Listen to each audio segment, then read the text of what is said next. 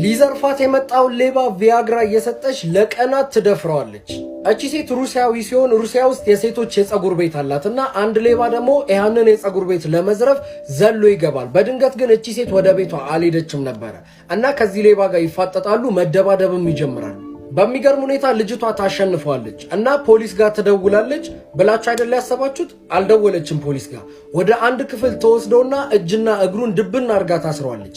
ከዛም በኋላ ቪያግራ ገዝታ ትመጣለች። ቪያግራውንም እያሳውጠች ለቀናት ለ3 ቀን ትደፍሯለች፣ በተደጋጋሚ ማለት ነው። 3 ቀን ሙሉ ይሄ ሰውዬ እየበላ እየጠጣ ከዛም በኋላ እቺ ሴት እየመጣች ደግሞ ትጫወትበታለች። ከ3 ቀን በኋላ ትለቀዋለች። ከለቀቀችው በኋላ ይሄ ሰውዬ ይሄድና ይናገራል ማለት ነው። ማለት ለፖሊስ ምናምን ነገር የተፈጠረበትን ነገር ይናገራል። ነገር ግን እቺ ሴት በጣም ነበር የተናደደችው። ምክንያቱም ልጁን ስትለቀው አዲስ ሱሪ ገዝታለት ነበረ። እሱ ብቻ አይደለም ለኪስ ብላ 1000 ሩብል ሰጥታው ነበረ እና ለምንድን ነው የሚያማረረው? ሱሪ ገዝቼለታለሁ፣ በዛ ላይ ደግሞ ገንዘብም ሰጥቼዋለሁ፣ ለምን እያማረረ እንዳለ በጣም ግራ ገብቶኛል ብላ ተናግራለች። ይሄንን ከሰሙ በኋላ በጣም ብዙ ወንዶች ወደዛ ፀጉር ቤት እንደሚሄዱ አልጠራጠርም።